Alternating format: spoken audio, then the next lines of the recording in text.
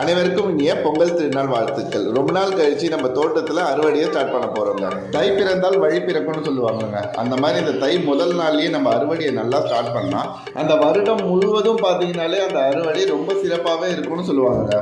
ஆரம்பமே பார்த்தீங்கன்னா அத்திப்பழம் தாங்க கிடச்சிருக்கு. அத்திப்பழம் ஒரு 2 மட்டும் நல்லா பழுக்கிற மாதிரி இருக்குது. ஸோ அதை மட்டும் நம்ம சாமி கும்பிட்றதுக்கு பறிச்சிக்கலாம்.